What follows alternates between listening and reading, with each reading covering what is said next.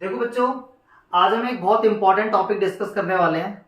ठीक है, जो सॉल्यूशन चैप्टर का है, 12th क्लास का फर्स्ट चैप्टर। ठीक है, तो उसमें आज का जो हमारा टॉपिक होने वाला है वो सबसे इंपॉर्टेंट होगा, जिसके अंदर हम लोग डिस्कस करेंगे कंसंट्रेशन ऑफ सॉल्यूशन हम कैसे फाइंड आउट करते हैं। ठीक है, तो उस टॉपिक को स्टार्ट करने से पहले ना बेटा, आपको एक टॉपिक स्टार्ट करना पड़ेगा जिसका नाम है सॉल्युबिलिटी। तो देखो, आज हम अपनी एक टर्म पे डिस्कस करेंगे जिसका नाम क्या है, सॉल्युबिलिटी। लेकिन मेरे भाई, आपको अगर सॉल्युबिलिटी समझना है तो उससे पहले ना मैं आपको एक छोटा सा एक बेसिक पढ़ाता हूं सॉल्यूशन का ही। ठीक है, सॉल्यूशन क्या होता है सबको पता है सर। सॉल्यूशन होता है, it is a homogeneous mixture, it is a homogeneous mixture of two or more than two substances, two or more than two substances। ठीक है, in which particle size less than 1 nanometre या 10 की power -9 metre known as solution. देखो मेरे भाई, आज मैं आपको ये सॉल्यूशन क्यों समझा रहा हूं, क्योंकि आज मेरे को आपको कंसंट्रेशन के सारे मेथड समझाने एक एक करके, जिसके लिए मैं आपको सॉल्यूशन से सॉल्युबिलिटी की तरफ लेके जाऊंगा। ठीक है, लेकिन आप पहले थोड़ा सा सॉल्यूशन समझ लो। अब देखो ना, सॉल्यूशन के अंदर हम लोग क्या चीज देख रहे हैं भाई, कि सॉल्यूशन जो है वो दो या दो से ज्यादा सब्सटेंस से मिलकर बना हुआ है, और कोई भी चीज जो जिससे मिलकर बनती है वो उसके कहलाते हैं कंपोनेंट्स। तो हमारे जो भी सॉल्यूशन है इसके भी दो कंपोनेंट्स होंगे। तो चलो एक बार जरा हम लोग देख लेते हैं मेरे भाई कि हमारे कंपोनेंट्स ऑफ सॉल्यूशन क्या है। तो सभी को पता है, छोटी क्लास से बच्चे पढ़ते हुए आ रहे हैं कि किसी भी सॉल्यूशन के कंपोनेंट सिर्फ दो होते हैं, one is solute and second is solvent. ये हमको पता है, अभी हम आएंगे टॉपिक पे धीरे धीरे। भाई सॉल्यूट क्या होता है, किसी भी सॉल्यूशन के अंदर सॉल्यूट कौन होता है सर, वो सब्सटेंस जिसकी कंसंट्रेशन लेस होगी। तो ऐसे जितने भी सब्सटेंस होते हैं किसी भी सॉल्यूशन में जिसकी कंसंट्रेशन लेस होती है वो हमारे कहलाते हैं सॉल्यूट। ठीक है, और किसी भी सॉल्यूशन में ऐसे सब्सटेंस जिसकी कंसंट्रेशन कैसी होगी मेरे भाई, मोर होगी, वो हमारे कहलाएंगे क्या, सॉल्वेंट। अब देखो, एक बात तो हमारे को समझ में आ रही है कि किसी भी सॉल्यूशन के अंदर दो चीज है, एक सॉल्यूट और एक सॉल्वेंट। ठीक है, तो कोई भी सॉल्यूशन कैसा होगा वो कौन डिसाइड करने वाला है, हमारा सॉल्वेंट। ठीक है, क्यों, क्योंकि सॉल्वेंट की कंसंट्रेशन क्या है, मोर है। तो यहां पर डोमिनेंट फैक्टर हमारा कौन रहेगा, सॉल्वेंट रहेगा। तो जैसा सॉल्वेंट वैसा हमारा कौन रहेगा भाई, सॉल्यूशन रहेगा। इसलिए जब आप सॉल्यूशन चैप्टर को पढ़ोगे तो इसके अंदर ना बहुत बार क्लासिफिकेशन ऑफ सॉल्यूशन करा होगा, और देखना वहां पे मेन जो फोकस रहेगा वो हमारा सॉल्वेंट की तरफ रहेगा। खैर अभी हमें इससे कोई मतलब नहीं है, क्योंकि हम तो इधर डिस्कस करने वाले हैं आज एक टर्म जिसका नाम है सॉल्युबिलिटी, जिसके अंदर देखना आज मैं आपको सारे के सारे मेथड क्या सिखा के जाऊंगा। ठीक है भाई, तो चलो अब मैं इसको हटाता हूं और फटाफट से आपको एक टर्म की तरफ लेके जाता हूं जिसका नाम क्या है, सॉल्युबिलिटी। ठीक है, तो चलो अब मैं इसको हटा रहा हूं, अपना क्या पढ़ते रहना और इसको क्या नोट करते रहना। ठीक है, तो चलो आज आते हैं हम लोग अपने टॉपिक की तरफ जिसका नाम क्या है, सॉल्युबिलिटी। ठीक है, अच्छा सॉल्युबिलिटी का मतलब क्या होता है, घुलना। सॉल्युबिलिटी मींस घुलना, यानी कि डिसॉल्व होना। अच्छा, कौन किस में डिसॉल्व होगा, अभी अभी हमने पढ़ा कि कोई भी सॉल्यूशन किस किस से मिलकर बना है, सॉल्यूट से और सॉल्वेंट से। तो सॉल्यूट किस में डिसॉल्व होगा भाई, सॉल्वेंट में। ठीक है, अब देखो हमारा जो सॉल्यूट है भाई वो किस में डिसॉल्व होने वाला है, सॉल्वेंट में डिसॉल्व होने वाला है। ठीक है, जैसे कि फॉर एग्जांपल मान लो आपके घर गेस्ट है, उनकी फरमाइश थी कि उनको शरबत पीना था। क्या पीना था उनको, शरबत पीना था। तुम गए भाई, तुमने क्या करा, तुमने एक गिलास पानी लिया, उसमें 1 चम्मच चीनी डाली। ठीक है, फिर से तुमने करा क्या, तुमने 1 गिलास पानी लिया, 1 चम्मच चीनी और डाल दी। तुमने 1 गिलास पानी और लिया, 1 चम्मच चीनी और डाल दी। तुम्हारे घर पे जितने भी गेस्ट आएंगे ना वो तुम्हें गाली देके भाग जाएंगे कि भाई ये शरबत बना रहा है या बीरबल की खिचड़ी बना रहा है। ठीक है, क्योंकि भैया आपको अब एक बात पता है ना, कि आपको पता है कि जब भी आप वो शरबत तैयार करोगे तो उस केस में आपको दोनों में से कोई ना कोई चीज फिक्स करनी पड़ती है।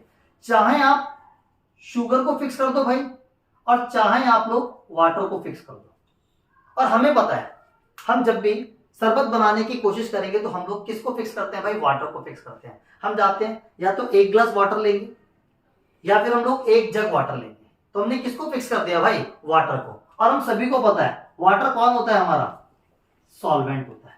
यानी कि एक बात फिक्स है कि जब भी आप एक सॉल्यूशन बनाओगे वहां पे आप लोग सॉल्वेंट को फिक्स कर दोगे। चलो भाई अब ध्यान समझना, मान लो तुमने 1 गिलास वाटर ले लिया, 1 गिलास वाटर ले लिया, तो ये रहा आपके पास 1 गिलास वाटर। समझना सॉल्युबिलिटी।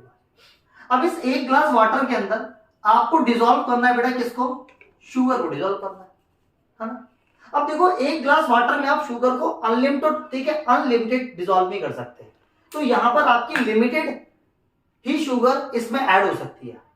तो वही मैं आपको चीज समझाना चाहता हूं कि 1 गिलास वाटर में आप जितनी अमाउंट ऑफ शुगर को डिसॉल्व कर सकते हो, यही इस सॉल्यूशन की कहलाएगी क्या, सॉल्युबिलिटी। ठीक है, 1 गिलास वाटर में जितनी अमाउंट ऑफ शुगर आप डिसॉल्व कर सकते हो वही उस सॉल्यूशन की क्या है भाई, सॉल्युबिलिटी है। ठीक है, यानी कि फिक्स हो गया। कौन फिक्स हो गया भाई, ये हमारे पास क्या था, सॉल्वेंट, और ये हमारे पास क्या था भाई, सॉल्यूट। तो यानी कि ये समझ में आ गया, फिक्स अमाउंट ऑफ सॉल्वेंट में जितनी अमाउंट ऑफ सॉल्यूट आप डाल सकते हो वो उसकी क्या है, सॉल्युबिलिटी। चलो इस चीज को ना आज हम जरा डिफाइन कर लेते हैं सर कि आखिरकार सॉल्युबिलिटी हम कैसे डिफाइन करेंगे। धीरे धीरे टॉपिक को समझते चलो कि वो कंसंट्रेशन टर्म्स कहां से आई है, अभी हम उस पर अपने आप आ जाएंगे। ठीक है, तो सॉल्युबिलिटी क्या था, देखो it is defined as the amount of solute, amount of solute dissolve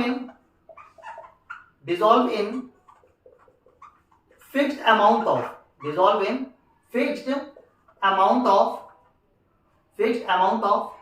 solvent, fixed amount of solvent is called its solubility। तो मुझे लगता है क्लास में बैठे आज मतलब ऑनलाइन देखने वाले जितने बच्चे होंगे उनको सॉल्युबिलिटी समझ में आ जाएगा क्या, ठीक है, सॉल्युबिलिटी क्या होता है। चलो सर अब तुमने करा क्या, सॉल्युबिलिटी देखा, तो जिसके अंदर तुमने बेटा करा क्या, तुमने एक सॉल्यूट को, ठीक है, किस में डिसॉल्व करा है तुमने एक सॉल्यूट को मेरे भाई किस में डिसॉल्व करा है तुमने, सॉल्वेंट में डिसॉल्व करा। तो अगर आप एक सॉल्यूट को सॉल्वेंट में डिसॉल्व कर रहे हो तो हमारे को पता है भाई यहां पर हमारा बनने वाला है क्या, सॉल्यूशन। अब देखो सबको पता है क्या होगा, जो हमारा सॉल्यूट है वो सॉल्वेंट में डिसॉल्व होगा। आपने 1 गिलास पानी लिया, उसमें 1 चम्मच चीनी डाली, वो घुल जाएगी। अगर वो घुल रही है तो इस प्रोसेस को ना हम लोग बोलते हैं क्या है, डिसोल्यूशन। अरे तो यार तुमने शुगर को वाटर में डाला, घुल गई, तो कहीं ना कहीं रिएक्शन कैसे जा रही है, फॉरवर्ड जा रही है। तो देखो ना यहाँ पे दो चीज है, एक तो आपका फॉरवर्ड रिएक्शन जा रहा है कोई, ये देखो आपका एक जा रहा है फॉरवर्ड रिएक्शन। फॉरवर्ड का मतलब क्या है, जब आपका सॉल्यूट सॉल्वेंट में डिसॉल्व हो रहा होगा, यानी कि आपकी जो चीनी है वो पानी के अंदर डिसॉल्व हो रही होगी। तो एक तो आपकी फॉरवर्ड जब आपका सॉल्यूशन बनेगा, ठीक है, हमको पता है 1 गिलास पानी में जब हम चीनी को ऐड कर रहे होंगे, तो हमें एक बात पता है कि हम उसमें लिमिटेड अमाउंट में डिसॉल्व कर सकते हैं। 1 चम्मच के बाद दूसरी चम्मच डालेंगे या तीसरी चम्मच डालेंगे या चौथी चम्मच डालेंगे तो हमको पता है वो डिसॉल्व होना बंद हो जाएगा और शुगर के जो भी पार्टिकल्स होंगे वो नीचे सेटल डाउन होने शुरू हो जाएंगे। और जब नीचे सेटल डाउन होने शुरू हो जाएंगे तो कहीं ना कहीं वहां पे कौन सी रिएक्शन चलना शुरू हो जाएगी, बैकवर्ड। ध्यान समझते चलो, कौन सी चलनी शुरू हो जाएगी मेरे भाई, बैकवर्ड। तो जो फॉरवर्ड रिएक्शन है, जब आपका सॉल्यूट सॉल्वेंट में डिसॉल्व हो रहा होगा, यानी कि वाटर शुगर के वो शुगर वाटर के अंदर डिसॉल्व हो रहा होगा, इस प्रोसेस को मेरे भाई हम लोग बोलते हैं डिसोल्यूशन। ठीक है, और जब वो नीचे सेटल डाउन होना शुरू हो जाएंगे तो इस प्रोसेस को हम लोग बोलते हैं मेरे भाई क्या, क्रिस्टलाइजेशन। क्या बोलते हैं भाई, क्रिस्टलाइजेशन बोलते हैं। ठीक है, कुछ बुक डिसोल्यूशन को भी डिफाइन करती है। अच्छा देखो ना, डिसोल्यूशन क्या है, सॉल्यूट का सॉल्वेंट में घुलना। तो कुछ बुक डिसोल्यूशन को डिफाइन कर रही है, interaction between solute solvent, interaction between solute solvent is called dissolution.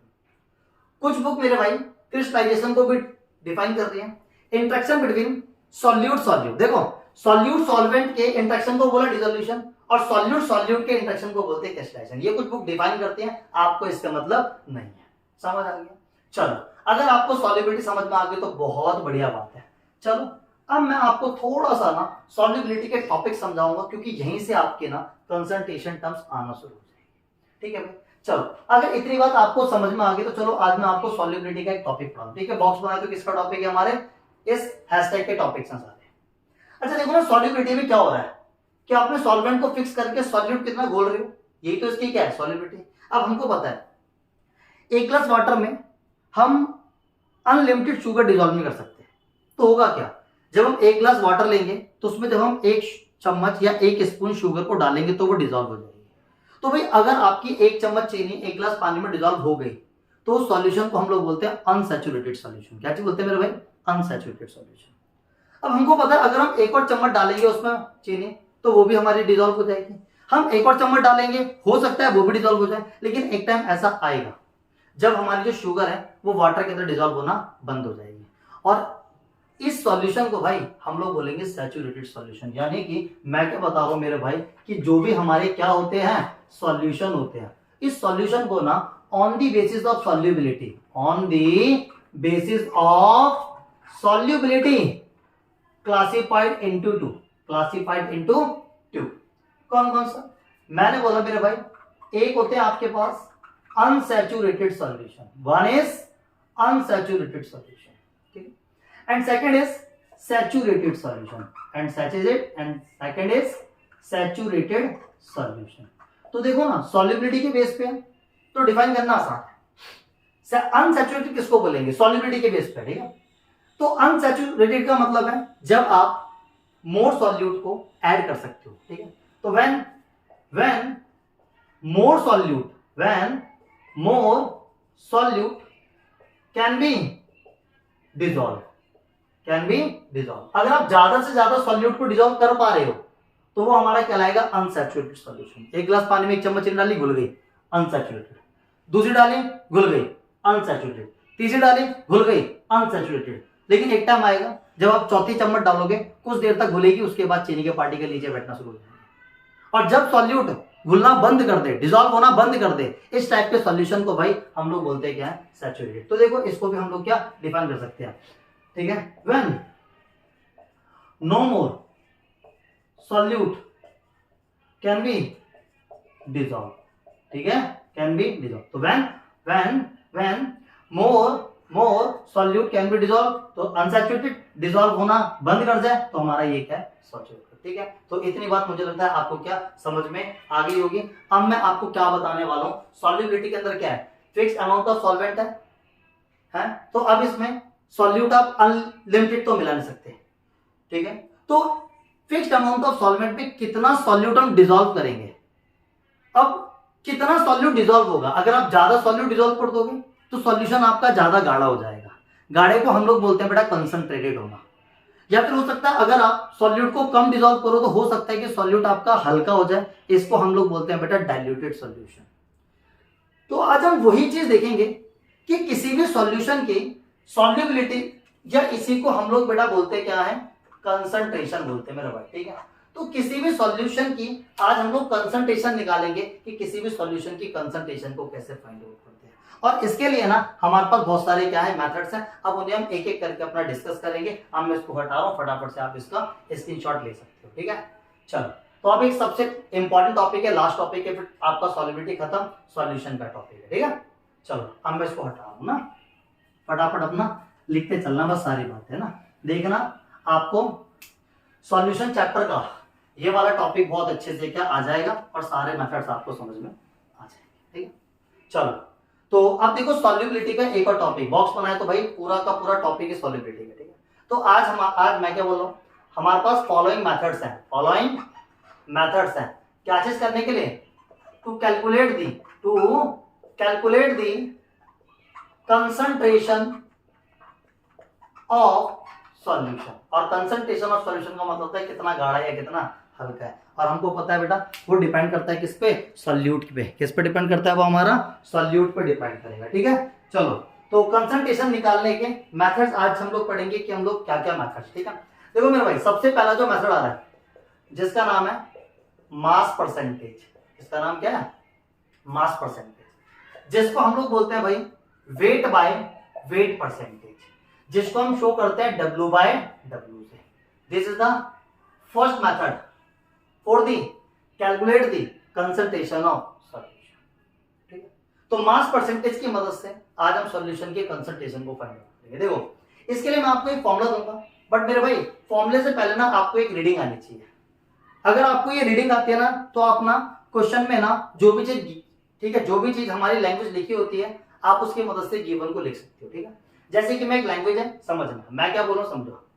मान लो अगर मैं बोल रहा हूं कि मेरे पास 10%, क्या क्या बोला मैंने कि मेरे पास 10% शुगर है, 10% शुगर है जो डिसॉल्व है किसके अंदर बेटा, वाटर के अंदर, और वो भी किसको लेकर, W/W को लेकर।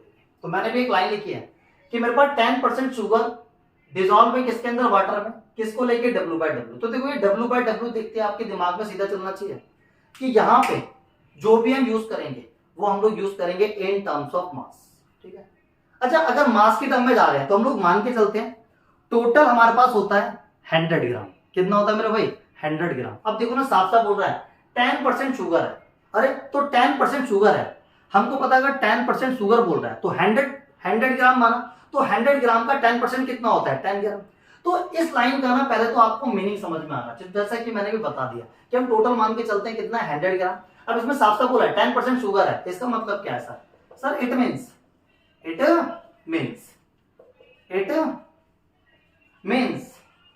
10 gram of sugar dissolve in 100 gram of solution. अब देखो ना, टोटल सॉल्यूशन को मैंने कितना माना है, 100 ग्राम, जिसमें 10% शुगर था, तो 100 ग्राम के अंदर 10 ग्राम तो शुगर हो गया, बाकी फिर 90 ग्राम कौन होगा मेरा भाई, 90 ग्राम आपका वाटर होगा। तो टोटल 100 ग्राम तो सॉल्यूशन, जिसके अंदर 10 ग्राम आपका कौन हो गया, शुगर, तो 90 ग्राम आपका कौन हो जाएगा, वाटर। और मैंने आपको एक बार बताई थी जिसकी लेस कंसंट्रेशन होगी वो सॉल्यूट, जिसकी मोर कंसंट्रेशन होगी वो सॉल्वेंट। अब देखो ना, अगर 10 ग्राम आपका शुगर है तो ये शुगर कौन हो गया, सॉल्यूट, ठीक है। तो 90 ग्राम कौन होगा आपका, वाटर। तो 90 ग्राम वाटर है, कंसंट्रेशन ज्यादा हो गई, इसका मतलब मेरे भाई क्या है, इसका मतलब ये कि वो सॉल्वेंट होगा। तो देखो ना, आपको मास ऑफ सॉल्यूट गिवन है कितना, 10 ग्राम। आपको मास ऑफ सॉल्वेंट गिवन है कितना, 90 ग्राम। मेरे भाई आपको मास ऑफ सॉल्यूशन भी गिवन है कितना, 100 ग्राम। तो भैया यहां से इस लैंग्वेज से हमारे को ये पढ़ के और क्या गिवन लिखना आ गया है। इसलिए अब हम उसको सर पुट कहां पे करें, कंसंट्रेशन निकालने के लिए। मैंने कहा चलो भैया इसके लिए आप एक फॉर्मूला देख लेते हैं। तो W/W निकालने का एक फॉर्मूला। अच्छा देखो, कंसंट्रेशन बतानी है, हमेशा परसेंटेज हम बताएंगे। मेरे भाई हम परसेंटेज कैसे निकालते हैं, ठीक है। टोटल नंबर हम नीचे लिखते हैं, जिसका निकालना है उसे हम ऊपर लिखते हैं और मल्टीप्लाई कर देते हैं कितने से, 100 से। अब हमको पता है यहाँ पे टोटल कौन है, सॉल्यूशन। तो इसलिए हम लोग नीचे किसको रखेंगे मेरे भाई, हम लोग नीचे रखेंगे बेटा मास ऑफ सॉल्यूशन को, ठीक है। हम लोग किसको रखेंगे नीचे, मास ऑफ सॉल्यूशन को। हम लोग ऊपर किसको रखेंगे भाई, मास ऑफ सॉल्यूट, क्योंकि हमको पता है कंसंट्रेशन किस पे डिपेंड कर रही है, सॉल्यूट पे, क्योंकि सॉल्वेंट हमने फिक्स कर दिया सॉल्युबिलिटी की डेफिनेशन में देखा था। इसलिए टोटल कौन था, सॉल्यूशन किस पे डिपेंड कर रही है, सॉल्यूट पे। तो मास ऑफ सॉल्यूशन नीचे आ गया और मास ऑफ सॉल्यूट ऊपर आ गया, और मेरे भाई मल्टीप्लाई कर देना कितने से, 100 से। ये आपका है मास परसेंटेज निकालने का फॉर्मूला। लेकिन आपका इस तरीके से लिखाएगा, आपको गिवन को क्या, गिवन अपना इस लैंग्वेज से सीख सकते हो लिखना। मुझे लगता है इतनी बात आज आप सभी को समझ में आ गई होगी कि हम लोग मास परसेंटेज कैसे निकालते हैं, ठीक है। तो फटाफट से इसका भी एक स्क्रीनशॉट ले लो और फटाफट से इसको लिख लो, ठीक है मेरे भाई। चलो ठीक है भाई, तो आपने ये वाला मेथड क्या समझ लिया होगा, ठीक है। तो अब हम चलते हैं अपने मेथड नंबर 2 की तरफ, ठीक है। तो अब जरा सारे बच्चे फोकस करेंगे सेकंड मेथड की तरफ, ठीक है। क्वेश्चंस वगैरह आप लोग बाद में करना, पहले आप लोग सारी क्या थ्योरी को समझ लो, ठीक है। तो अब हम डिस्कस करेंगे मेथड नंबर 2। यार अब हमारे पास सेकंड मेथड, देखो सेकंड मेथड जो हमारे पास है जिसका नाम है वॉल्यूम परसेंटेज। समझ में आ रहा है नाम से, कभी हम लोग कंसंट्रेशन निकालने के लिए मास का यूज कर रहे हैं, कभी हम लोग वॉल्यूम का यूज करेंगे, ठीक है। तो हमारे को दिया हुआ है वॉल्यूम परसेंटेज, जिसको हम लोग बोल सकते हैं V/V परसेंटेज, जिसको हम लोग शो करते हैं किससे, V/V। चलो मेरे भाई, अब हम लोग इस वाले मेथड को समझेंगे कि सर कंसंट्रेशन निकालने के लिए वॉल्यूम परसेंटेज की मदद से हम कैसे फाइंड करें। देखो इसका भी फॉर्मूला तो आप रट्टा मार जाओगे, लेकिन उससे पहले मैं आपको बार बार बोल रहा हूँ कि आपको ना एक रीडिंग आनी चाहिए। उस रीडिंग से ना आप लोग गिवन फाइंड आउट कर लोगे कि शुगर कितना को, ठीक है, सॉल्यूट कितना दिया हुआ है, सॉल्वेंट कितना दिया हुआ है, और सॉल्यूशन की मात्रा कितनी है, ठीक है। चलो तो एक लैंग्वेज है, हमारा बोला गया है कि हमारे पास मान लो 10% या 20% जितना मर्जी दिए, मान लो 20% एथनॉल है जिसको डिसॉल्व करा गया, ठीक है, जिसको डिसॉल्व करा गया किसके अंदर, इन वाटर, ठीक है। और वाटर में जो डिजोल्व करा गया है साथ साथ एक लाइन लिख दी गई V/V। अब देखो इस लैंग्वेज से ना पता है हमको सब कुछ गिवन है इधर, इस सिर्फ इतनी सी लैंग्वेज में, ठीक है। अब देखो ये V/V देखते दिमाग में सीधा आना चाहिए भाई कि ये जो यहाँ पे फॉर्मूला लगेगा ना वो वॉल्यूम के टर्म्स में लगेगा, कंसंट्रेशन निकालेंगे वॉल्यूम के टर्म्स में, ठीक है। चलो अब वही बात हम लोग मान के चलेंगे, हमारे गिवन हो गया इधर टोटल कितना होता है हमारे पास 100%, ठीक है 100 ml होता है, क्योंकि वॉल्यूम है इसलिए हम लोग ml लेके चलेंगे, तो हम लोग मान लेंगे कि हमारे पास कितना 100 ml। अब देखो ना यहाँ पे क्या बोल रहा है 20% एथनॉल है, अरे यार 100 ml का 20% कितना होगा 20 ml। तो अगर आप इस लैंग्वेज को पढ़ोगे तो यहां से समझ में क्या, यहां से सर हमारे को समझ में आता है इट मीन्स हमारे पास 20 ml of ethanol dissolve in 100 ml of solution. देखो इस लाइन को पढ़ते हमारे को ये समझ में आता है, देखो ना यार सब कुछ पता लग गया। सॉल्यूशन कितना था 100 ml, जिसमें 20 ml एथनॉल है, तो बच गया बाकी कितना 80 ml, 80 ठीक है 80 ml तो हमारा कौन हो जाएगा भाई वाटर। तो देखो ना यार हमें ना वॉल्यूम ऑफ सॉल्यूट गिवन है कितना 20, हमें ना मेरे भाई वॉल्यूम ऑफ सॉल्वेंट गिवन है कितना 80, भाई हमारे को ना वॉल्यूम ऑफ सॉल्यूशन गिवन है कितना 100 ml। अब कुछ नहीं करना, इन सबको एक फॉर्मूले में पुट करना है। सर फॉर्मूला क्या है, मैंने कहा कंसंट्रेशन निकालनी है। कैसे निकालेंगे भाई, कैसे निकालेंगे परसेंटेज की टर्म में। परसेंटेज कैसे निकालते हैं, नीचे क्या आता है मेरे भाई हमारे पास टोटल, तो इधर टोटल कौन है सॉल्यूशन, तो हम लोग इधर यूज करेंगे वॉल्यूम ऑफ सॉल्यूशन, ठीक है। ऊपर हम यूज करेंगे मेरे भाई क्या वॉल्यूम ऑफ सॉल्यूट और मल्टीप्लाई कर देंगे कितने से 100 से। ये हमारे पास मेथड है भाई किसका V/V का। अब देखो ना वॉल्यूम ऑफ सॉल्यूट दिया हुआ है 20 रख दो, वॉल्यूम ऑफ सॉल्यूशन दिया हुआ है बेटा आपके पास कितना 100 रख दो, मल्टीप्लाई कर दो कितने 100 से, काटो पीटो आपका आंसर आ जाएगा कंसंट्रेशन। ये आपका मेथड था कौन सा वॉल्यूम परसेंटेज का, ठीक है भाई। तो फटाफट से इसका भी स्क्रीनशॉट ले लेंगे। जल्दी से हम लोग अब आते हैं अपने मेथड नंबर 3 की तरफ जिसका नाम है मास बाय वॉल्यूम परसेंटेज, ठीक है। चलो तो मैं फटाफट से इसको भी क्या हटा रहा हूं और अपना 3rd मेथड की तरफ आज मैं आपको लेकर चलूंगा, ठीक है भाई। चलो फोकस करते रहो बस चीजों पे, सारी चीजें धीरे धीरे करके आपको समझ में आ जाएगी, ठीक है। तो अब आ रहे हैं हम लोग मेथड नंबर 3 पे जिसका नाम है मास बाय वॉल्यूम परसेंटेज, ठीक है, जिसको हम लोग दिखाते हैं किससे W/V परसेंटेज से, जिसको शो करेंगे किससे W/V से। चलो भैया अब इस मेथड को भी समझते हैं भाई। इसके लिए फॉर्मूला होगा लेकिन मैंने वही घिसी पिटी बातें, आपको क्या आनी चाहिए लैंग्वेज, क्योंकि अगर वो लैंग्वेज आ गई तो आपको सब चीज गिवन है क्वेश्चन में, बस आपको उसे पुट करनी है और सॉल्व करनी है, ठीक है। जैसे कि मैं एक लैंग्वेज लिख के दूंगा सारे बच्चे फोकस करेंगे, ठीक है। मान लो आपको दे दे 30% सॉल्ट है जो डिजोल्व है इन वाटर, और वो भी किसको लेके मेरे भाई W/V को लेके। अब देखो अगर ये लैंग्वेज लिखी आ जाएगी तो सबसे पहले तो आपको इस लैंग्वेज को रीड करना आना चाहिए। अब इस लैंग्वेज को रीड कैसे करेंगे, साफ साफ बोला है 30% salt dissolve in water W/V को लेकर। अरे यार W/V को यानी कि ये जो मेथड है इसमें आप मास का भी यूज करने वाले हो मेरे भाई, और इसमें ना आप लोग अपना वॉल्यूम का भी यूज करने वाले, ठीक है। अच्छा तो वॉल्यूम किसको लेंगे, मैंने कहा सॉल्यूशन को। अच्छा सॉल्यूशन लेंगे तो सॉल्यूशन को तो मान के चलेंगे कितना 100 ml, कितना मान के चलेंगे भाई 100 ml, और मास को भी कितना मान के चलेंगे 100 ग्राम। तो देखो मास को भी 100 ग्राम, वॉल्यूम को भी 100 ml। तो यहां पर क्या बोल रहा है 30% सॉल्ट डिजोल्व इन वाटर, तो इसका मतलब पता है क्या कि हमारे पास 30 ग्राम सॉल्ट डिजोल्व इन ठीक है dissolve in 100 ml of water. देखो चीजों को समझो। अब देखो ना यहाँ पे आपको मास ऑफ सॉल्यूट पता लग गया, यहाँ पे आपको वॉल्यूम ऑफ सॉल्यूशन पता लग गया, और हमारे पास W/V निकालने का एक फॉर्मूला होता है भाई। परसेंटेज निकालने तो कैसे निकालोगे, टोटल को नीचे रखोगे, तो यहाँ पे टोटल कौन है हमारे पास, टोटल कौन है यहाँ पे हमारे पास भाई, ठीक है 100 ml ऑफ सॉरी वाटर नहीं आएगा यहाँ पे, 100 ml क्या आएगा सॉल्यूशन। तो टोटल कौन होता है हमारे पास सॉल्यूशन, तो सॉल्यूशन का हमें क्या लेना है वॉल्यूम, तो क्या आ जाएगा हमारे पास वॉल्यूम ऑफ सॉल्यूशन, ठीक है। सॉल्यूट पे कंसंट्रेशन ठीक है डिपेंड करती है, हम लोग स्टार्टिंग से सुनते आ रहे हैं। तो ऊपर क्या आएगा भाई हमारे पास सर, ऊपर आ जाएगा मास ऑफ सॉल्यूट और मल्टीप्लाई कर देंगे कितने से 100 से, तो ये आ जाता है बेटा हमारे पास क्या मास बाय वॉल्यूम परसेंटेज। तो ये था हमारे पास मेथड नंबर 3। तो अभी तक मैंने आपको 3 मेथड डिस्कस कर दिए। सबसे पहला मास परसेंटेज, दूसरा क्या था आपके पास वॉल्यूम परसेंटेज, और तीसरा क्या था आपके पास मास बाय वॉल्यूम परसेंटेज। फटाफट से इसका भी स्क्रीनशॉट लेके और जल्दी से इसको भी क्या अपना लिख लेंगे। अब हम आते हैं कंसंट्रेशन निकालने का फोर्थ मेथड। मेरे भाई सबसे इंपॉर्टेंट मेथड मानता हूं मैं 3 मेथड को, molarity, molarity and mole fraction. ठीक है, एक बात कहूं मैं आपको, जो आपका सॉल्यूशन चैप्टर है ना, इस सॉल्यूशन चैप्टर में आप तब तक सर्वाइव नहीं कर पाओगे जब तक कि आपको 2 टॉपिक नहीं आते होंगे, जिसमें से एक होगा आपका मोल कॉन्सेप्ट, जिसके मैं एक सेपरेट वीडियो बनाऊंगा आपके लिए मोल कॉन्सेप्ट के लिए।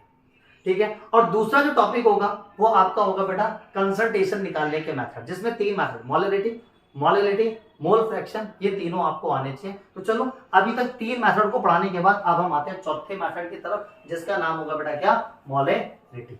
तो फटाफट से ना सारे बच्चे आप इस तीसरी टर्म पे फोकस करेंगे कि सर मोलरिटी क्या होती है। ठीक है, मोलरिटी क्या होती है। तो कंसंट्रेशन निकालने का मेथड हर बार कुछ ना कुछ फिक्स करा है। ठीक है, जैसे कि हर बार सॉल्यूशन फिक्स करा है, कभी मास की टर्म में फिक्स कर दिया, कभी वॉल्यूम की टर्म में फिक्स कर दिया। ऐसे आज हम जो अपना फोर्थ मेथड पढ़ेंगे भाई, जिसका नाम क्या है, molarity. Sir molarity denoted by capital, और ये कुछ नहीं है, ये कंसंट्रेशन ऑफ सॉल्यूशन निकालने का एक मेथड है। ठीक है, तो सर उस पहले तो मोलरिटी समझते हैं कि सर मोलरिटी होती क्या है। तो समझना भाई, मान लो मेरे पास ये कंटेनर है, ठीक है, और इस कंटेनर के अंदर मेरे पास एक सॉल्यूशन है। हमको पता है सॉल्यूशन किस किस से मिलकर बना हुआ है, सॉल्यूट से और सॉल्वेंट से। ठीक है, समझना। तो मान लो मेरे पास इस कंटेनर के अंदर एक सॉल्यूशन है, और सॉल्यूशन मैंने कितना ले लिया, 1 लीटर ले लिया। अब बताना भाई, मैंने इधर सॉल्यूशन फिक्स कर दिया, कितना है, 1 लीटर। अगर 1 लीटर सॉल्यूशन है तो एक बात तो फिक्स है कि इसके अंदर ना आप अनलिमिटेड सॉल्यूट को ऐड नहीं कर सकते। यानी कि जब अनलिमिटेड सॉल्यूट ऐड नहीं कर सकते तो लिमिटेड सॉल्यूट ऐड करेंगे, है?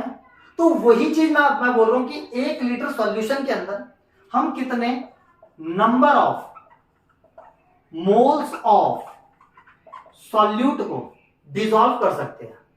तो 1 लीटर सॉल्यूशन में कितने number of moles of solute को हम डिसॉल्व कर सकते हैं, वो हमारी क्या कहलाती है भाई, मोलरिटी। देखो मोलरिटी को डिफाइन करना कितना आसान हो गया, देखो कर देते हैं। It is defined as the number of moles of solute dissolve in 1 litre of solution.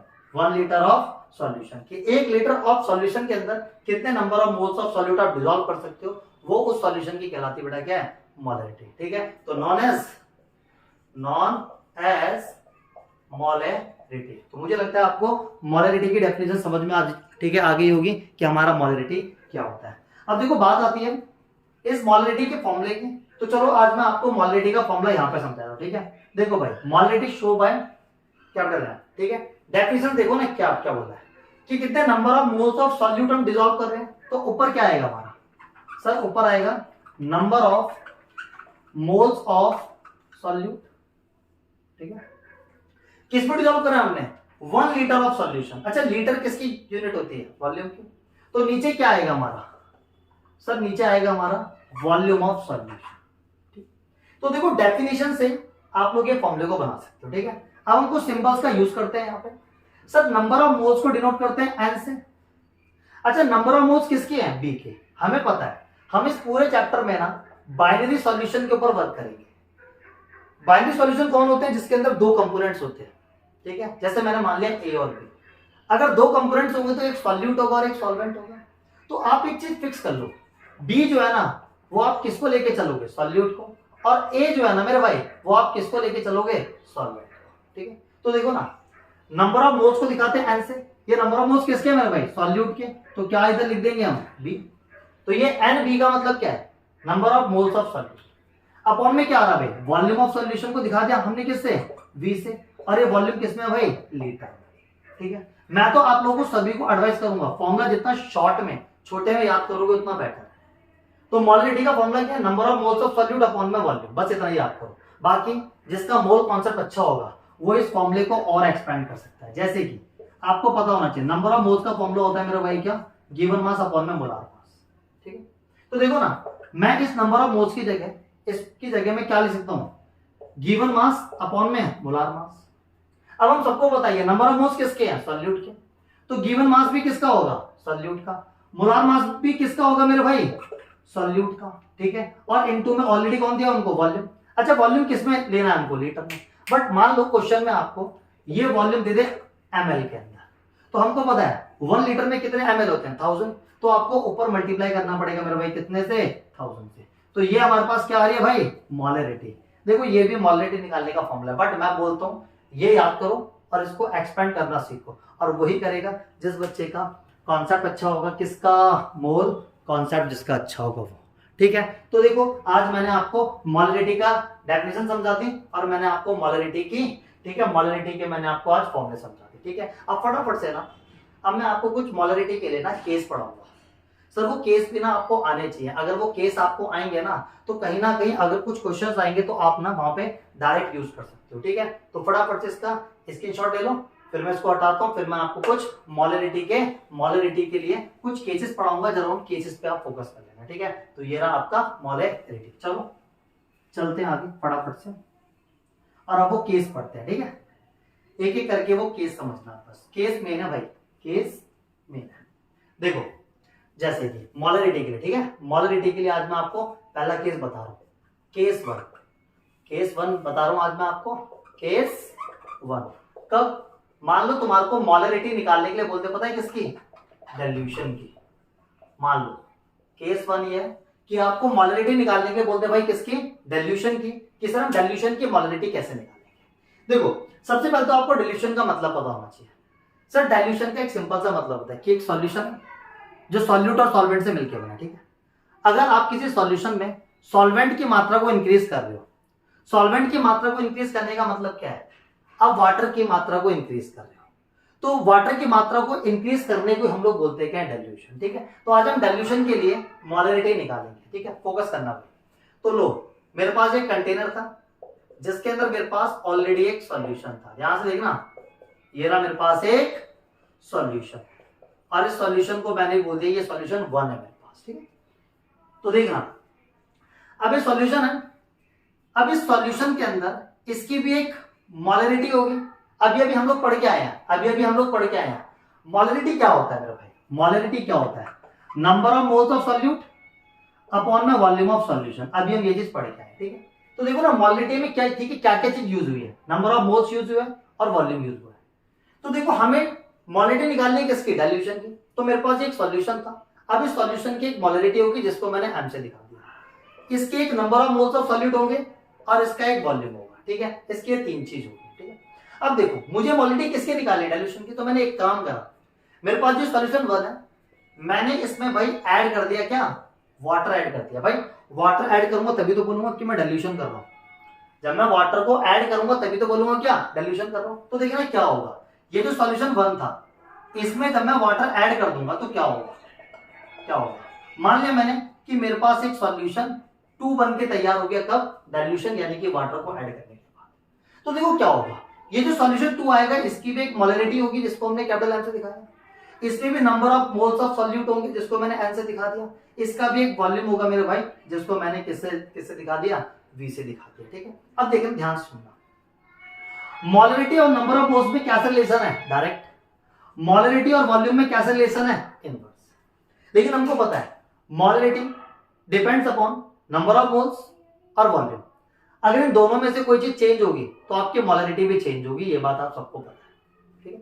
अच्छा एक बार बताना, आपने इस सॉल्यूशन के अंदर वाटर ऐड करा है, जैसे कि 1 गिलास पानी में आपने 1 चम्मच चीनी थी और उसमें आपने 1 गिलास पानी और डाल दिया, तो मेरे भाई एक बात बताओ ना, जब आपके पास ऑलरेडी एक सॉल्यूशन था जिसमें वाटर 1 गिलास और 1 स्पून आपकी शुगर थी, आप अगर उसमें 1 गिलास वाटर और ऐड कर दोगे तो मेरे भाई शुगर की जो कंसंट्रेशन होगी वो तो सेम रहेगी ना, शुगर के जो नंबर ऑफ मोल्स होंगे वो तो सेम रहेंगे, कितने, 1 स्पून।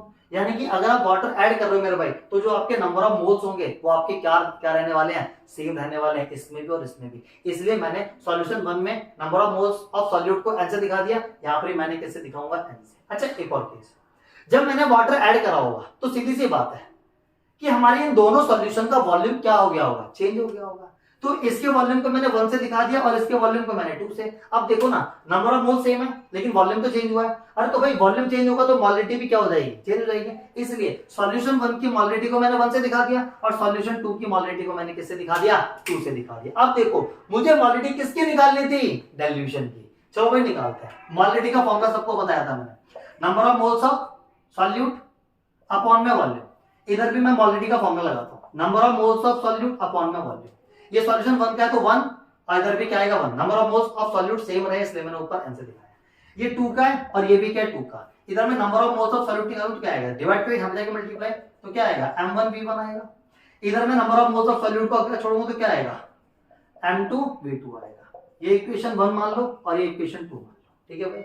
ये इक्वेशन 1 मान लो और ये इक्वेशन 2 मान लो। अब कुछ नहीं करना, ये भी number of moles of solute है और ये भी number of moles of solute है, दोनों में क्या इक्वल है, तो मैंने दोनों इक्वेशन को इक्वेट कर दिया। तो क्या कर दिया मैंने, इक्वेट कर दिया इक्वेशन फर्स्ट एंड सेकंड को। तो दोनों में number of moles of solute क्या है, सेम है, तो इनकी ये वाली क्वांटिटी भी क्या हो जाएगी, सेम, यानी कि m1v1 बराबर में m2v2। ये आपके पास मोलरिटी का फॉर्मूला बेटा in the case of dilution. तो जब भी डाइल्यूशन का केस है आपको कुछ नहीं करना, सीधा फॉर्मूला लगाना है m1v1 बराबर में m2v2। m1 मतलब मोलरिटी बिफोर डाइल्यूशन, ठीक है। v1 का मतलब क्या है, वॉल्यूम बिफोर डाइल्यूशन। m2 का मतलब क्या है, मोलरिटी आफ्टर डाइल्यूशन।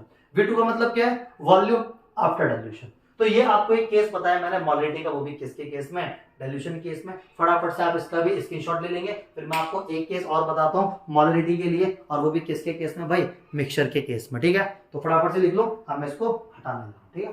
चलो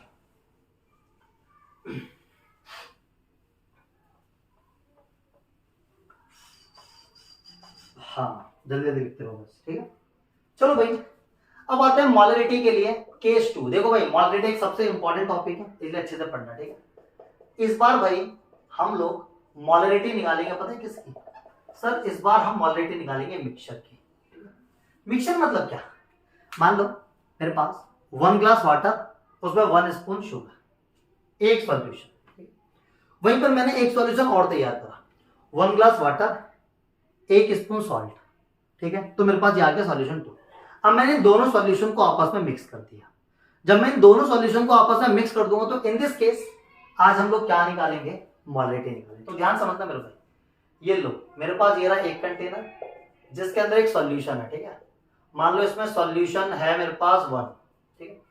ये रहा मेरे पास एक सॉल्यूशन और है भाई, ठीक है, जिसके अंदर क्या है, ये सॉल्यूशन मान लिया 2, और अब मैं इन दोनों को मिलाऊंगा, ठीक है। अब देखना ध्यान से, जब मैं इन दोनों को मिला दूंगा,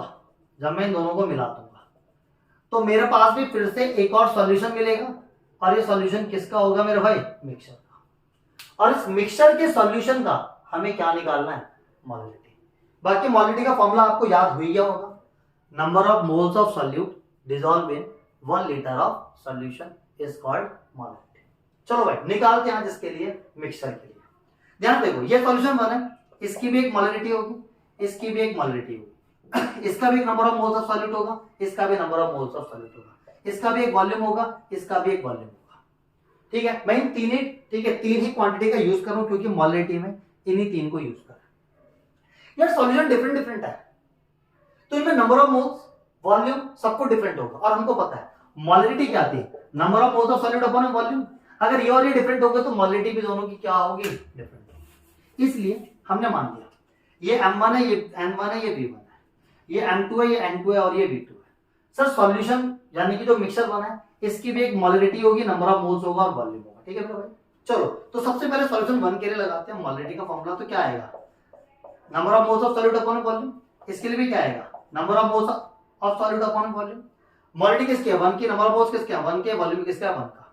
मोलरिटी किसके, 2 की, नंबर ऑफ मोल्स भी किसके हैं, 2 के, वॉल्यूम भी किसका है, 2 का।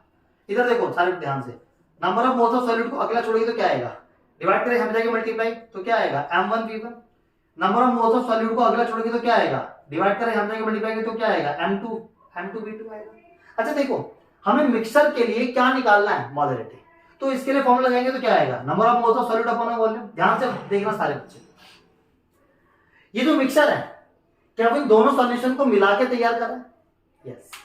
तो इसमें नंबर ऑफ मोल्स कितने होंगे सर, इन दोनों के नंबर ऑफ मोल्स का सम, यानी कि n1 प्लस में n2, ठीक है। सर इस सॉल्यूशन जो ये मिक्सचर है इसके अंदर वॉल्यूम कितना होगा, इन दोनों का मिक्सचर, यानी कि V1 प्लस में V2। ठीक है मेरे भाई, V1 प्लस में V2 होगा। ठीक है, इतनी बात आज आप सबको समझ में आ रही है। ठीक है, अच्छा ध्यान से देखो सारे बच्चे, आप यहां पर हमारे पास, यहां पर मैं एक काम करता हूं, मैं यहीं पे लिख दूं क्योंकि नीचे हो सकता है स्पेस कम हो आपका। ठीक है, देखो N1 आपको दिया हुआ है, क्या क्या है आपका M1 V1, N2 देखो आप लोगों को दिया हुआ है भाई, क्या है आपके पास M2 V2, और वॉल्यूम आपके पास नीचे क्या आ रहा है V1 प्लस में V2। तो मेरे भाई ध्यान से ना आज आप मोलरिटी ऑफ मिक्सचर के लिए फॉर्मूला याद कर लो सारे बच्चे आज से, M1 V1 प्लस में M2 V2 अपॉन में क्या आएगा V1 प्लस में V2। तो कभी भी अगर मोलरिटी आपको मिक्सचर के केस में निकालनी पड़ जाए ना भाई, कुछ नहीं करना, सीधा ये वाला ना फॉर्मूला पुट ऑन करना और अपना सॉल्व कर देना। ठीक है, तो ये था आपका सेकंड केस जिसके अंदर मैंने आपको मोलरिटी ऑफ मिक्सचर निकालना सिखा दिया। ठीक है, तो दो केस पढ़ा है, मोलरिटी ऑफ डाइल्यूशन, और दूसरा केस पढ़ाया मैंने आपको क्या, मोलरिटी ऑफ मिक्सचर। ठीक है, फटाफट से इसका भी स्क्रीनशॉट ले लो, फिर मैं आगे आपको मोलरिटी के लिए और टॉपिक पढ़ा दूं। देखो भाई मोलरिटी सबसे इंपॉर्टेंट टॉपिक है। ठीक है, इसलिए अच्छे से पढ़ के जाना। चलो अब आते हैं हम लोग कुछ और पॉइंट्स पे डिस्कस करते हैं आज, किसके लिए भाई, मोलरिटी के लिए। ठीक है, समझना उसको भी, समझते चलना ना। देखो भाई जितने भी आप मेथड्स पढ़ रहे हो कंसंट्रेशन निकालने के लिए, सारे के सारे मेथड्स के अंदर ना हमारी क्या है, क्वांटिटी है, तो हर एक क्वांटिटी को मेजर करने के लिए होते हैं यूनिट्स। तो मोलरिटी की भी क्या होगी, यूनिट्स होगी। तो चलो भाई आज हम लोग डिस्कस कर लेते हैं फटाफट से किस पे, अपने यूनिट ऑफ मोलरिटी की तरफ। ठीक है, देखो आसान है, डायरेक्ट पढ़ सकते हो, बस आपको डेफिनेशन या फॉर्मूला पता होना चाहिए। मोलरिटी क्या होता है, number of moles of solute upon में वॉल्यूम। तो ध्यान से देखो मोलरिटी किस किस पर डिपेंड कर रही है, नंबर ऑफ मोल्स पे और वॉल्यूम पे। तो इसकी यूनिट भी किस पे डिपेंड करेगी, number of moles per volume पे। हम सभी को पता है नंबर ऑफ मोल्स की यूनिट क्या होती है बेटा, मोल। ठीक है, और सबको पता है number of moles of solute dissolve in 1 litre of solution. हमको पता भाई सॉल्यूशन हमने फिक्स कर लिया था 1 लीटर, तो हमारी वॉल्यूम की यूनिट क्या क्या हो जाएगी, लीटर। तो सीधी सी बात है मोलरिटी की यूनिट हमारी क्या बन गई है मेरे भाई, क्या चीज बन गई है हमारी, मोल पर लीटर। क्या इसके लिए ना हम लोग एक यूनिट और यूज करते हैं, वो क्या है, देखो देखो ये मोलरिटी है ना, इसका ITY काट दो तो क्या चीज बन जाएगा, मोलार।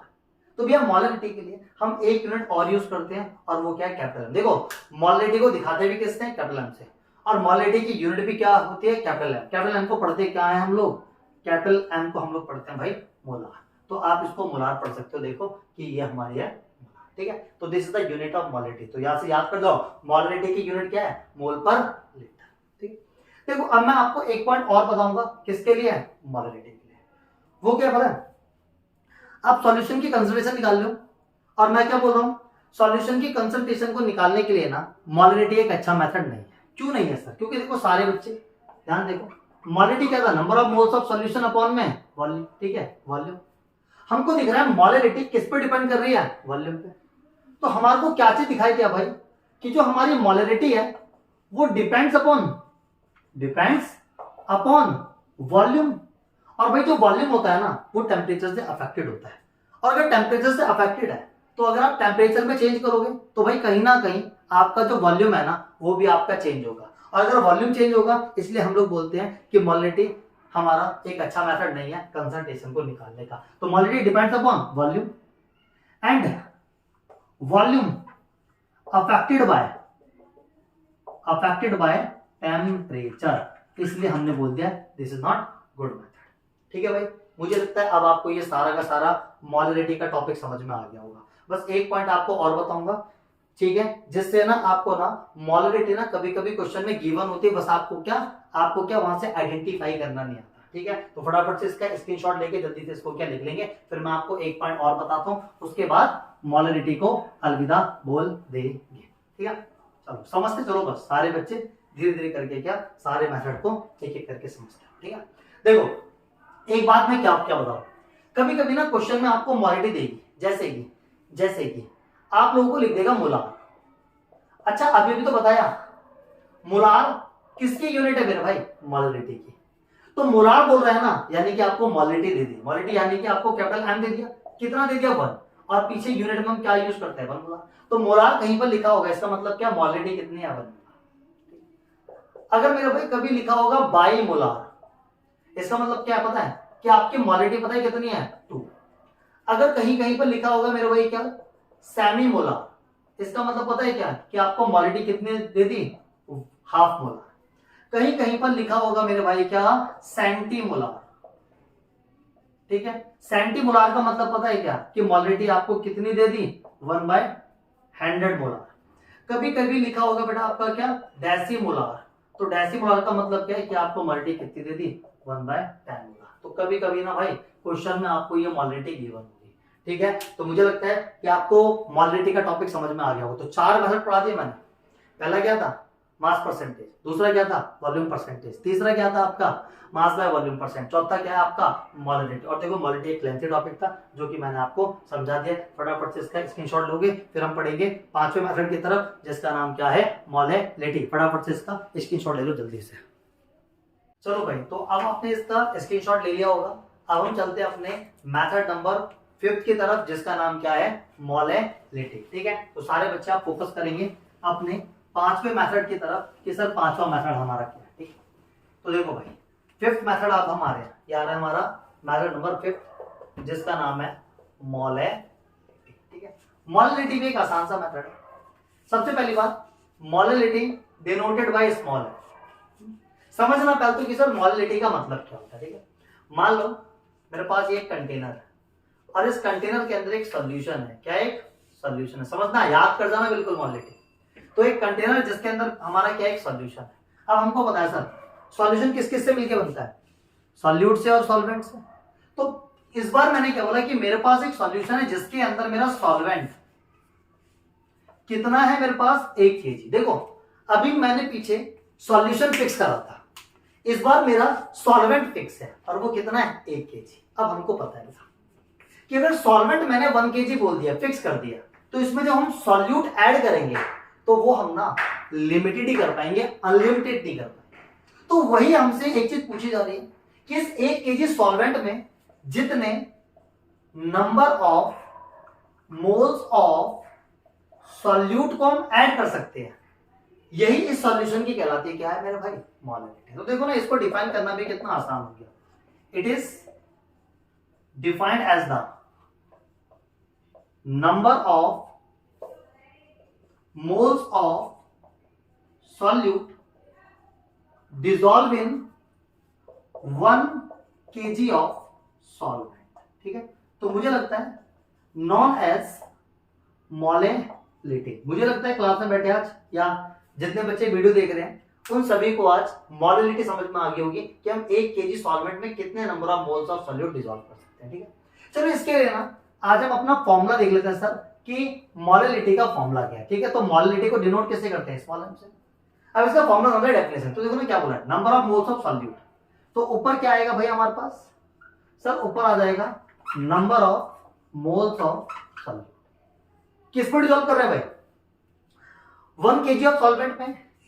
तो इधर क्या आ जाएगा सर, इधर आ जाएगा मास ऑफ सॉल्वेंट, क्योंकि केजी किसकी यूनिट है, मास की। और जो मास ऑफ सॉल्वेंट लेना है वो हमें किस में लेना भाई, केजी में लेना। अब इसके लिए सिंबल्स का यूज करते हैं। हम सभी को पता है नंबर ऑफ मोल्स को डिनोट करते हैं एन से। सॉल्यूट है, अभी पीछे बताया था मैंने, सॉल्यूट को डिनोट करते हैं किससे हम लोग भाई, डी से। मास ऑफ सॉल्वेंट, तो मास को डिनोट करते हैं डब्ल्यू से, ठीक है। किसका है सॉल्वेंट, अभी भी पीछे बताया मैंने, सॉल्वेंट हम लोग किससे दिखाएंगे, ए से। तो जहां पे ए लिखा होता है वो हमारा कौन है, वो हमारा है सॉल्वेंट। तो देखो this is the formula for the, this is the formula for the molality. मैं हमेशा एडवाइस करता हूं यही फॉर्मूला याद करेंगे आप, बिल्कुल छोटा, बट आप इसे आगे और एक्सपेंड कर सकते हो। कैसे मेरे भाई, हम सभी को पता है नंबर ऑफ मोल्स का फॉर्मूला क्या होता है, गिवन मास अपॉन में मोलार मास, ठीक है। अगर ये पता है तो अब हम इसमें पुट कर सकते हैं नंबर ऑफ मोल्स के लिए मैं क्या लिख सकता हूं, गिवन मास अपॉन में मोलार मास। अब हम सबको पता है नंबर ऑफ मोल्स किसके हैं, सॉल्यूट के। तो गिवन मास भी किसका आएगा, सॉल्यूट का। मोलार मास भी किसका आएगा, सॉल्यूट का। और नीचे हमको ऑलरेडी दिया हुआ है मास ऑफ सॉल्वेंट, किस में दिया हुआ है, केजी में। मान लो क्वेश्चन में गलती से आपको ग्राम में दे दे, हमको पता है 1 kg में कितने ग्राम होते हैं, 1000। तो आपको चुपचाप से कुछ नहीं करना, 1000 से मल्टीप्लाई कर देना, बात खत्म। This is the formula for the molality, ठीक है। तो डेफिनेशन ये रही, फॉर्मूला ये ना। मुझे लगता है आप लोग इसको क्या याद कर लोगे। अब फटाफट से हम लोग क्या चीज देख लेते हैं मेरे भाई, मोलिटी की यूनिट देख लेते हैं, ठीक है। तो जल्दी से फटाफट से यूनिट ऑफ मोलिटी के ऊपर हम लोग अपना वर्क कर लेते हैं, ठीक है। चलो सबको पता है मोलिटी क्या है, क्या है, number of moles of solute upon में मास ऑफ सॉल्वेंट। अब सबको पता है नंबर ऑफ मोल्स की यूनिट क्या होती है, मोल। मास की क्या होती है भाई, केजी। तो यूनिट क्या बन गई, मोल पर केजी, या इसके लिए हम एक यूनिट और यूज करते हैं। देखो मोलरिटी के ITY को काट दो तो क्या बच जाएगा, मोलर। और सर मोलर को दिखाते हैं किससे, स्मॉल एम से। देखो मोलरिटी को दिखाते भी किससे, स्मॉल एम से, और इसकी यूनिट को भी दिखाते किससे, स्मॉल एम से, और इससे हम लोग पढ़ते क्या है, मोलर। तो this is the unit of molarity. फटाफट से अपने मोलरिटी को टॉपिक को देखा, फटाफट से स्क्रीनशॉट लेके जल्दी से रख लो, फिर हम लोग पढ़ते हैं मेथड नंबर 6 की तरफ। ठीक है भाई, तो ये हमारे कितने मेथड हो गए भाई, 5 मेथड मैंने आज आपको बता दिए। क्वेश्चन वगैरह बात की बात है वो बाद में देखेंगे। ठीक है, चलो हटा रहा हूं मैं उसको। अब आते हैं मेथड नंबर 6 पे। मेथड नंबर 6 तो आसान है भाई, मेथड नंबर 6 तो क्या आसान है, बस आपको मोल कॉन्सेप्ट तो आना चाहिए। ठीक है, तो ध्यान से समझेंगे आज अपने 6 मेथड को। तो देखो 7वां मेथड जो आज हम लोग पढ़ने जा रहे हैं भाई, कंसंट्रेशन निकालने का, सर जिसका नाम है मोल फ्रैक्शन। सर मान लो हमने मोल फ्रैक्शन को दिखा दिया किससे, एक्स से दिखाए थे। ठीक है, अब देखो ना नाम से समझ में आ रहा है, फ्रैक्शन का मतलब क्या होता है, रेशियो।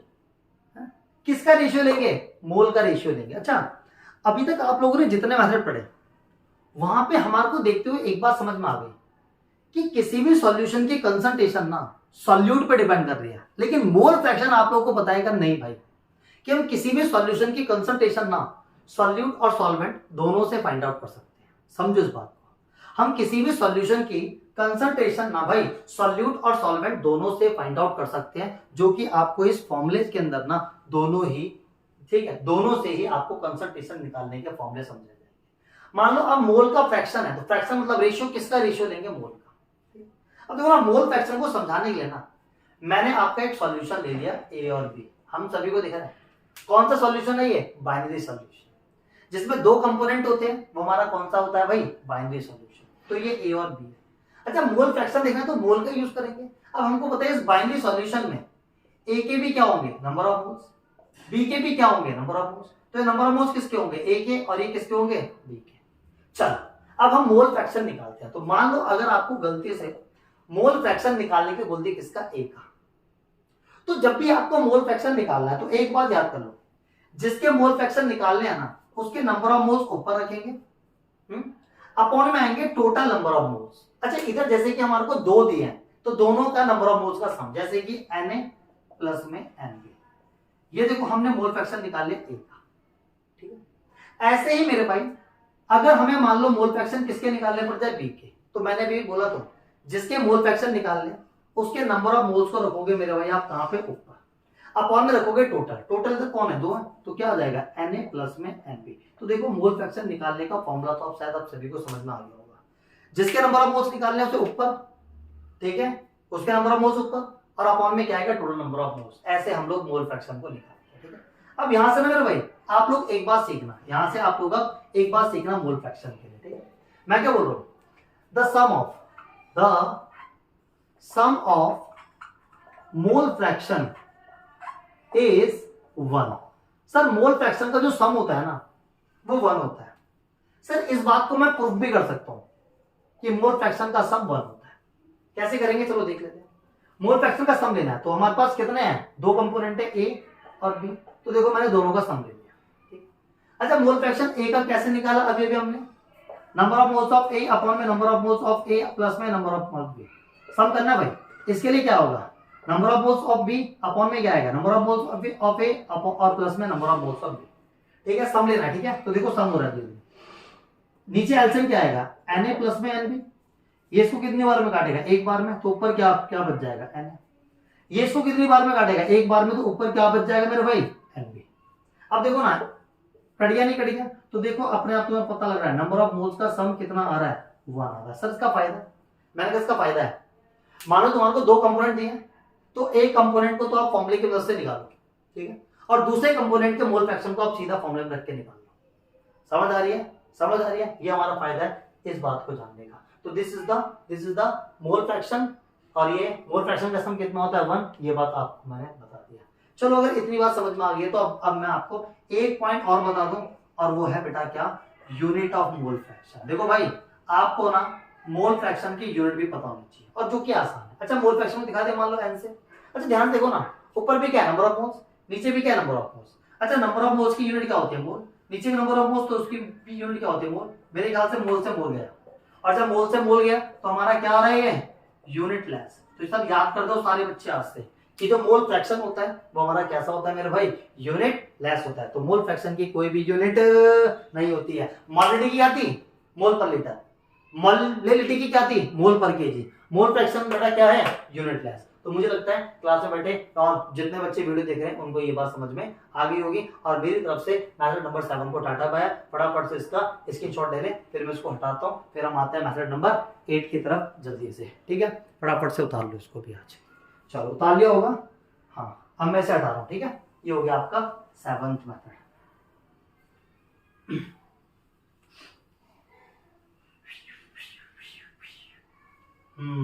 तो कितने हो गए, mass percentage, volume percentage, mass by volume percentage, molarity, molality, mole fraction, 6 method. ठीक है, अब हम आते हैं मेथड नंबर 7 की तरफ। मेरे भाई 7वां मेथड जो हमारे पास आ रहा है जिसका नाम है पार्ट्स पर मिलियन। ये इतना इंपॉर्टेंट नहीं है मेरे भाई, जिसको हम लोग पीपीएम से शो करते हैं। ठीक है, ये ज्यादा इंपॉर्टेंट नहीं है। ठीक है, तीनों पीछे के जो पढ़े हैं वो सबसे ज्यादा इंपॉर्टेंट है, मोलरिटी, मोलिलिटी और मोल फ्रैक्शन। ये तो तीनों बहुत बहुत बहुत इंपॉर्टेंट है। लेकिन पार्ट्स पर मिलियन भी आप लोग पढ़ लो। सबसे पहली बात तो सर, पार्ट्स पर मिलियन एक मेथड है क्या चीज निकालने के लिए, कंसंट्रेशन ऑफ सॉल्यूशन। तो sir it is a method, it is a method to express the concentration of solution, concentration of solution. तो सर ये सॉल्यूशन की कंसंट्रेशन को निकालने का एक मेथड है। बट आपको पता होना चाहिए कि सर ये हम लगाएंगे कहां पे। तो मेरे भाई इस मेथड से ना आप उसी सॉल्यूशन की कंसंट्रेशन निकालोगे whose concentration of solute is very less. तो जिस सॉल्यूशन की कंसंट्रेशन बहुत कम होगी ना, उसी सॉल्यूशन के अंदर जिसके सॉल्यूट की कंसंट्रेशन बहुत कम है, उसी सॉल्यूशन की आप निकालोगे क्या, कंसंट्रेशन। किसका यूज करके बेटा, पीपीएम का यूज करके।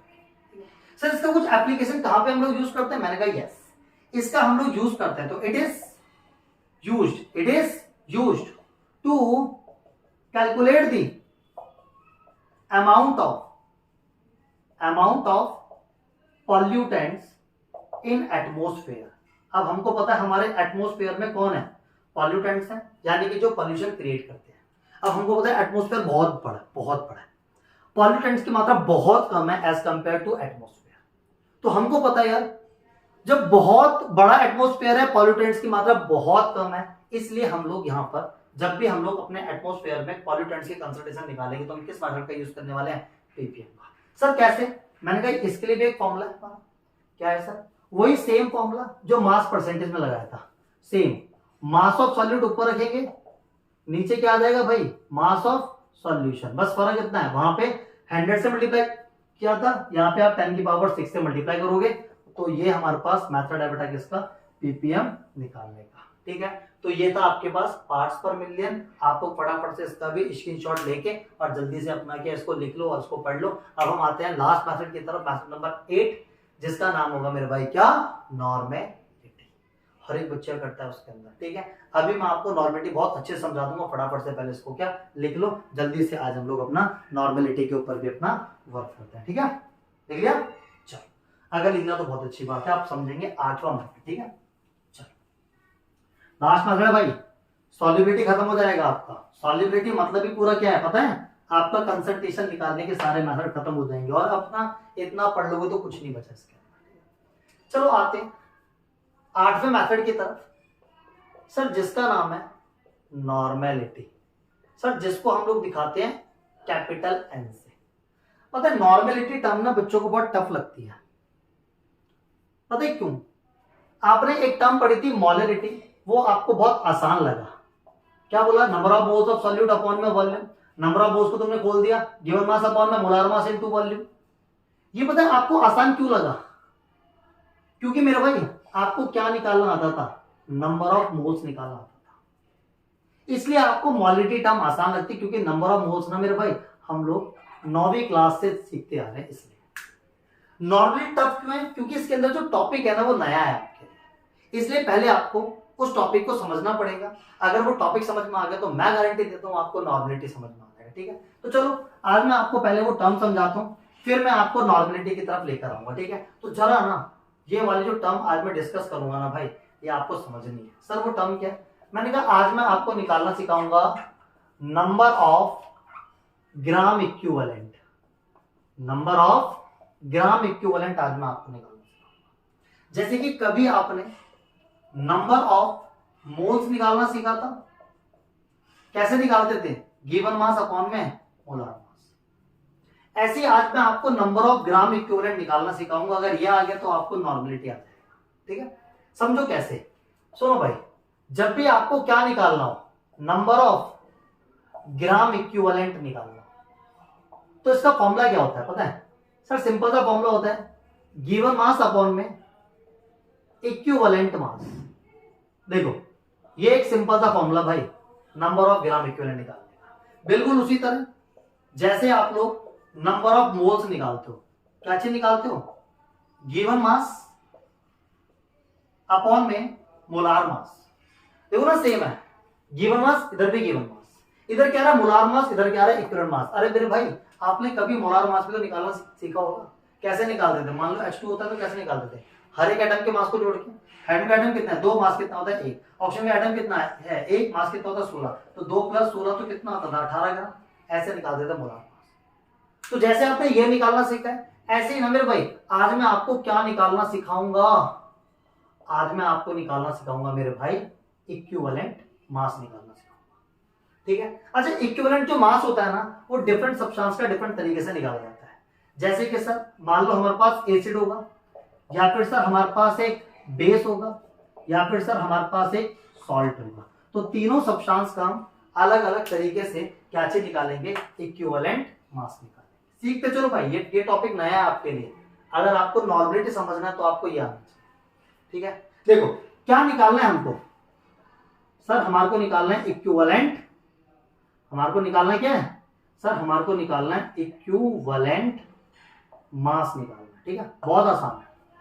क्या है फॉर्मूला? होता है सर मॉलिक्यूलर मास। फॉर्मूला क्या होता है भाई?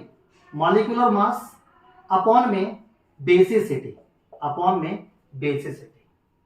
तो एसिड के लिए अगर आपको इक्विवेलेंट मास निकालना तो कैसे निकालोगे? मॉलिक्यूलर मास अपॉन में बेसिसिटी। शायद एक टर्म हमारी जिसका नाम है बेसिसिटी। बेसिसिटी का मतलब होता है पता है क्या? Number of H+ ions replaceable. यार हम सबको पता है एसिड के अंदर H+ होते हैं, तो किसी भी एसिड में कितने H+ निकलेंगे वो उसकी क्या है? बेसिसिटी। चलो मैं आपको एग्जांपल सिखाता हूं। जैसे कि मान लो HCl है।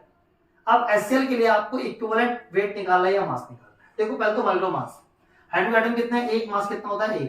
Cl के एटम कितने होते हैं? 1, मास कितना होता है? 35। अब देखो उसकी बेसिसिटी कितने H+ निकले? ठीक है, रिप्लेसेबल है 1, तो इधर क्या आ जाएगा? 1 35 अपॉन में 1 तो कितना आ रहा है? 36। बेटा 36 इसका हो गया इक्विवेलेंट मास। गिवन मास आपको दिया होगा, ऊपर रखो, इक्विवेलेंट मास आपने निकाल दिया, आपके पास आ जाएगा नंबर ऑफ ग्राम इक्विवेलेंट। ठीक है, चलो ऐसे हम बेस का निकालेंगे। सर हम बेस का भी क्या चीज निकालेंगे? इक्विवेलेंट मास निकालेंगे। सेम तरीका कैसे निकालेंगे? सेम तरीका, ऊपर क्या आएगा बेटा हमारा? मॉलिक्यूलर मास, और नीचे आएगा हमारा क्या? एसिडिटी। सर एसिडिटी का मतलब पता है क्या? Number of OH- ions replaceable. ठीक है, क्योंकि हमको पता है बेस के अंदर कौन होते हैं? OH- होते हैं। एसिड के अंदर कौन होते हैं? H+। तो देखो ना सेम ही तो फॉर्मूला है। इक्विवेलेंट मास निकालेगा मॉलिक्यूलर मास अपॉन में H+ ions, molecular mass upon में OH- आयंस। जैसे कि फॉर एग्जांपल, चलो आज मैं आपको उसका भी एक एग्जांपल क्या समझाया तो जल्दी से आपको। ठीक है, तो उसका भी एक एग्जांपल समझ लेना एक बेस का। ठीक है, चलो देखो मान लो आपके पास NaOH आ गया। ठीक है, और इसका हमें निकालना है इक्विवेलेंट मास। कैसे निकालते हैं? मॉलिक्यूलर मास कैसे निकालते हैं? Na के एटम कितने? 1, मास कितना होता है? 23। ऑक्सीजन के एटम कितने? 1, मास कितना होता है? 16। हाइड्रोजन के एटम कितने? 1, मास कितना होता है? 1 अपॉन में एसिडी का मतलब क्या? OH मास कितना है? कितना बेटा? 1 तो 1 आ जाएगा। तो इधर कितना होगा? 23, 16 और प्लस में 1 अपॉन में 3, तो कितना हो जाएगा? 16 और 1 17, तो 23 और साथ 30 कितना आ जाएगा? 40/1। तो इक्विवेलेंट वेट आ गया। अब देख इक्विवेलेंट मास आ गया, रख गिवन मास देगा, नंबर ऑफ ग्राम इक्विवेलेंट आ जाएगा।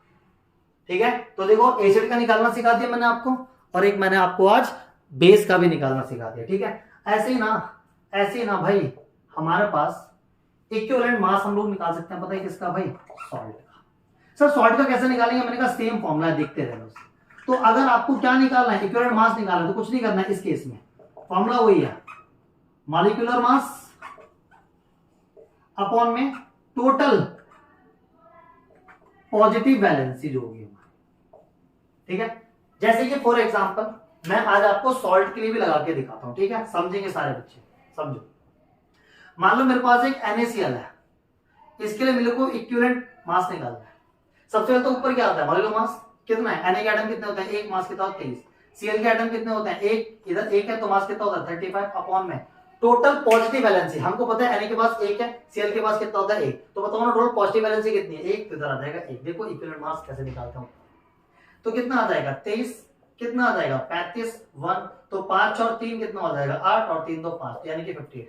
देखो इक्विवेलेंट मास निकाल लिया, गिवन मास से सॉल्व करो, नंबर ऑफ ग्राम इक्विवेलेंट आ जाएगा, ठीक है। अच्छा एक चीज देखो ना सारे बच्चे, इक्विवेलेंट मास आपने एसिड क्या निकाला, बेस क्या निकाला और सॉल्ट क्या निकाला, तीनों में सबको सेम लिखा हुआ, molecular mass molecular mass molecular mass. नीचे क्या है, एसिड है तो H प्लस, बेस है तो OH माइनस, सॉल्ट है तो टोटल पॉजिटिव वैलेंसी। तो मैं एक काम नहीं कर सकता, मैं सीधा एक फॉर्मूला देता हूं ना यार आपको, कि जब भी आपको इक्विवेलेंट मास निकालना है तो क्या निकालोगे, मॉलिक्यूलर मास अपॉन में x, बात खत्म। और ये x डिपेंड करेगा बेटा किस पे, एसिड पे, बेस पे और एक सॉल्ट पे। एसिड है तो H प्लस, बेस है तो OH माइनस और सॉल्ट है तो टोटल पॉजिटिव वैलेंसी, बात ही खत्म। तो आज मुझे लगता है आप सभी बच्चों को नंबर ऑफ ग्राम इक्विवेलेंट निकालना आ गया होगा कि हम लोग कैसे निकालते हैं मेरे भाई क्या, ग्राम इक्विवेलेंट। तो ग्राम इक्विवेलेंट का फॉर्मूला सारे बच्चे याद कर जाओ, सारे बच्चे याद कर जाओ। देखना जैसे नंबर ऑफ मोल्स ऐसे नंबर ऑफ ग्राम इक्विवेलेंट। तो नंबर ऑफ ग्राम इक्विवेलेंट का फॉर्मूला क्या है, गिवन मास अपॉन में इक्विवेलेंट मास, और इक्विवेलेंट मास का फॉर्मूला क्या है, क्या है अभी बताया, मॉलिक्यूलर मास अपॉन में। तो मैं देखो यहां पर भी लिख सकता हूं इसी को, क्या होता है भाई, गिवन मास अपॉन में इक्विवेलेंट मास क्या है, मॉलिक्यूलर मास अपॉन में क्या होता है, x होता है। तो x को मैं ऊपर ले जाऊंगा तो क्या आ जाएगा मेरे भाई, इधर ले x बना दिया, ले देख ये भी एक फॉर्मूला याद कर सकते हो। बट तुम्हें कुछ फॉर्मूले इतने याद नहीं करने, टेंशन फ्री रहो, बस सिर्फ तुम्हारे को ऐसे फॉर्मूले आने चाहिए, बाकी एक्सपेंड करना आना चाहिए।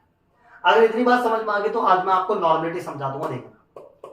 चले नॉर्मलिटी की तरफ, अगर ये बात समझ में आ गई तो, ठीक है, डन है, डन है, चलो डन है, तो वेरी गुड। देखो सारे बच्चे ध्यान देते हैं, मान लो मेरे पास एक कंटेनर है, मान लो मेरे पास एक क्या है, कंटेनर है, ठीक है, और उस कंटेनर के अंदर ना मेरे पास एक सॉल्यूशन है, देखना, और वो सॉल्यूशन मैंने बोल दिया कि मेरे पास 1 लीटर सॉल्यूशन। देखो बिल्कुल ये टर्म आपको मोलरिटी की तरह लगेगी, मोलरिटी के अंदर भी सॉल्यूशन हमारा कितना था भाई 1 लीटर। मैंने नॉर्मलिटी समझाने के लिए भी सॉल्यूशन कितना ले लिया मेरे भाई 1 लीटर। अब इस 1 लीटर ऑफ सॉल्यूशन के अंदर जितने number of gram equivalent of solute को आप डिसॉल्व कर सकते हो, वो उस सॉल्यूशन की कहलाएगी क्या, नॉर्मलिटी। वहां पे क्या था, number of moles of solute, यहां पे क्या है, number of gram equivalent of solute. तो देखो मैं इसको डिफाइन कर सकता हूं कैसे, sir it is defined as the number of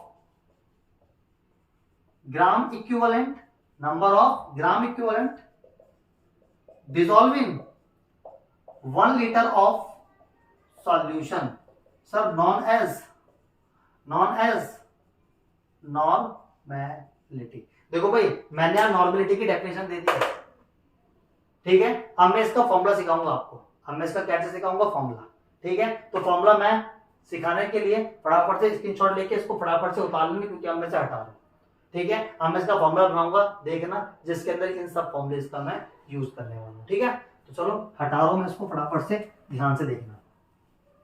तो डेफिनेशन समझ गए होंगे सारे बच्चे आज, किसकी, नॉर्मेलिटी की, कि सर नॉर्मेलिटी क्या होता है। बिल्कुल मोलरिटी जैसा लग रहा होगा आपको, क्या, नॉर्मेलिटी। देखो बस फर्क क्या है, वहां पर भी एक लीटर सॉल्यूशन था, यहाँ भी है, वहां पे था number of moles of solute dissolve, इधर क्या है, number of gram equivalent of solute dissolve. चलो अब इसका फॉर्मूला बनाते हैं, ठीक है। देखना फॉर्मूला कैसे बनेगा, नॉर्मेलिटी को दिखाते हैं एन से। तो नॉर्मेलिटी का फॉर्मूला क्या है, number of gram equivalent of solute upon में क्या आएगा 1 लीटर का मतलब क्या हो गया भाई वॉल्यूम ऑफ सॉल्यूशन, जो कि किसमें लेना है लीटर। ठीक है, अब मैं इस फॉर्मूले के लिए ना अब मैं इस फॉर्मूले को और भी एक्सपेंड कर सकता हूं जो कि मैंने अभी आपको सिखाया है, बट मैं तो आपको एडवाइस करूंगा इतने ही फॉर्मूला याद करोगे तो आपका ठीक है आपके लिए अच्छा होगा। बाकी मैंने अभी भी नंबर ऑफ ग्राम इक्विवेलेंट निकालना सिखाया था। फॉर्मूला क्या होता है बेटा नंबर ऑफ ग्राम इक्विवेलेंट निकालने का, गिवन मास अपॉन में इक्विवेलेंट मास। ठीक है, ये फॉर्मूला होता है नंबर ऑफ ग्राम इक्विवेलेंट निकालने का। नीचे हमें ऑलरेडी क्या दिया हुआ है भाई, नीचे हमें ऑलरेडी दिया हुआ है वॉल्यूम ऑफ सॉल्यूशन और वो भी किसमें लीटर। ठीक है, चलो मैं इस फॉर्मूले को और एक्सपेंड कर सकता हूं। मैंने इक्विवेलेंट मास निकालना सिखाया था। इक्विवेलेंट मास कैसे निकालते देखो, ऊपर क्या है गिवन मास अपॉन में इक्विवेलेंट मास क्या था मॉलिक्यूलर मास और अपॉन में क्या था मेरे भाई एक्स। अगर इनटू में हमारे पास क्या चल रहा है वॉल्यूम ऑफ सॉल्यूशन किसमें लीटर में। देखो ये नॉर्मलिटी का फॉर्मूले को एक्सपेंड कर रहा हूं। हमको पता है एक्स ऊपर जाएगा, तो जब एक्स ऊपर जाएगा तो क्या आ जाएगा गिवन मास, एक्स ऊपर चला गया तो क्या आ जाएगा एक्स अपॉन में क्या है मॉलिक्यूलर मास और इनटू में बेटा क्या है इधर वॉल्यूम ऑफ सॉल्यूशन, वो भी किसमें लीटर में। चलो अब मैंने इनके लिए सिंबल्स का यूज कर सकता हूं। गिवन मास के लिए मैं क्या लिख सकता हूं W और क्या है इनटू में x। मॉलिक्यूलर मास को मैं क्या लिख सकता हूं कैपिटल M और इनटू में हमारे पास क्या है वॉल्यूम। अगर ये वॉल्यूम किसमें दे दे ml तो आपको मल्टीप्लाई कर देना कितने से 1000 से। तो देखो this is the formula for the normality.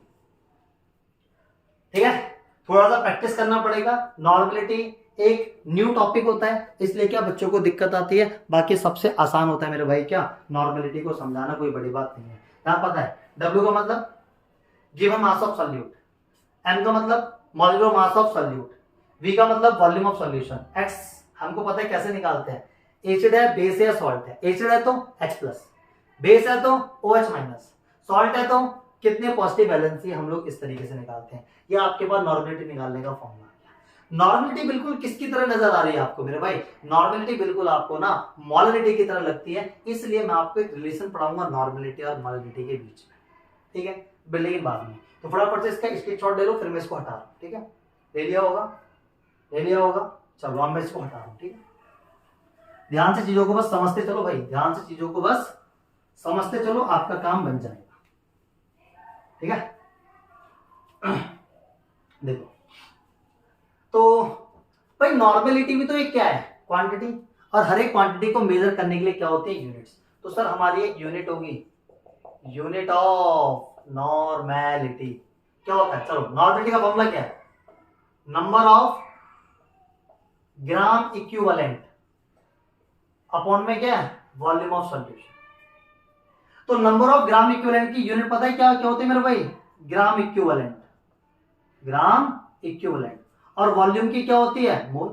तो देखो ना यूनिट क्या हो जाएगी ग्राम इक्विवेलेंट पर मोल, ये इसके लिए एक यूनिट और यूज करते हैं।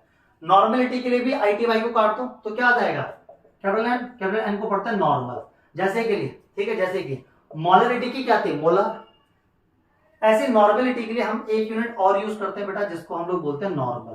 तो नॉर्मेलिटी को दिखाते भी एन से और इसकी यूनिट भी क्या है नॉर्मल। देखो जब आप कुछ क्वेश्चंस कर रहे होगे ना तो वहां पे ना आपको बेटा नॉर्मेलिटी गिवन होगी।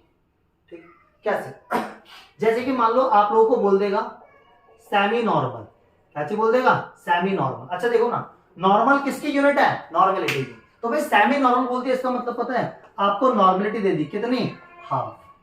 अगर आप लोगों को बोल दे सेंटी नॉर्मल इसका मतलब पता है क्या आपको नॉर्मेलिटी दे दी कितनी 1/100n।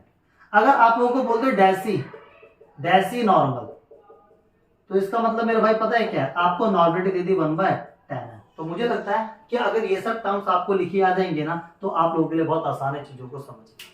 ठीक है भाई, फटाफट से जल्दी से इसका स्क्रीनशॉट ले लो, फिर मैं आपको एक लास्ट पॉइंट और पढ़ाता हूं नॉर्मेलिटी के लिए। नॉर्मेलिटी बिल्कुल आपको मोलरिटी जैसा लग रहा होगा, इसलिए आज मैं आपको नॉर्मेलिटी और मोलरिटी के बीच में एक रिलेशन दूंगा कि उसके बीच में क्या रिलेशन होगा। जल्दी से इसको फाइंड आउट, जल्दी से इसको स्क्रीनशॉट ले लो जल्दी से, फिर मैं इसको हटा दूं। ठीक है, हटा दूं, चलो फोकस करते चलो।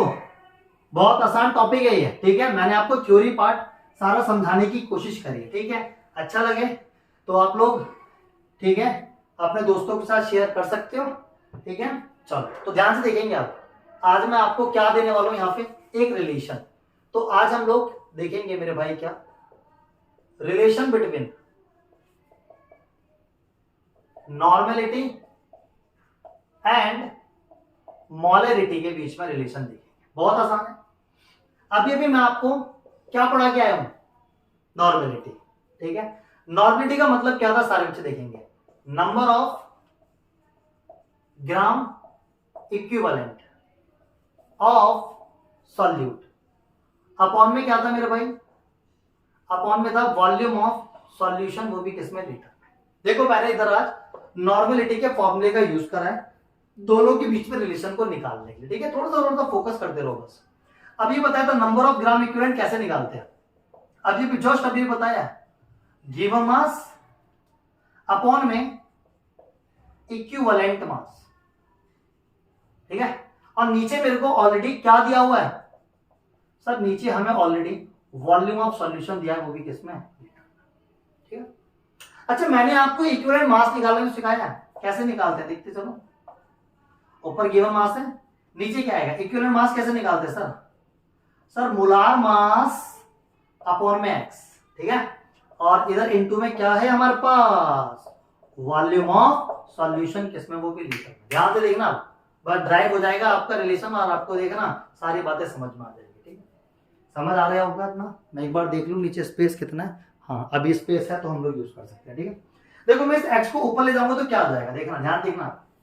तो इधर क्या था मेरे पास, ऊपर गिवन मास था, एक्स को ऊपर जाऊंगा तो क्या हो जाएगा, ऊपर एक्स हो गया, अपॉन में क्या है, ध्यान देखते रहो, अपॉन में क्या है भाई, मोलार मास, और इनटू में क्या है, वॉल्यूम ऑफ सॉल्यूशन किसमें भाई, लीटर में। देखो अभी तक मैंने कुछ नहीं करा, नॉर्मेलिटी का फॉर्मूला ये था, मैंने इसको एक्सपेंड करा है। Number of gram equivalent of solute कैसे निकालते हैं, गिवन मास अपॉन में इक्विवेलेंट मास, इक्विवेलेंट मास कैसे निकालते हैं, मोलार मास अपॉन में एक्स, एक्स को ऊपर लेके तो क्या है, गिवन मास इनटू में एक्स, और नीचे क्या क्या बच गया, मोलार मास और इनटू में वॉल्यूम ऑफ सॉल्यूशन। चलो भैया इतनी बात समझ में आ गया, तो अब आगे बढ़ते हैं और चीजों को और समझते हैं, ध्यान से देखते रहेंगे सारे बच्चे, ठीक है।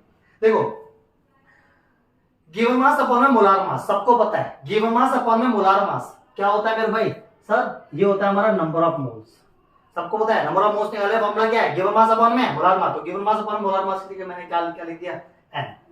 नीचे देखो और क्या क्या दिया हुआ है आपको सर, वॉल्यूम ऑफ सॉल्यूशन, तो आपको वॉल्यूम ऑफ सॉल्यूशन किसमें दिया हुआ है, लीटर में। और देखेंगे सारे ध्यान से, और आपको इधर इनटू में क्या दिया हुआ है, x। अरे आप सभी ने पढ़ रखा है मोलरिटी क्या होता है, number of moles of solute upon में क्या होता है, वॉल्यूम।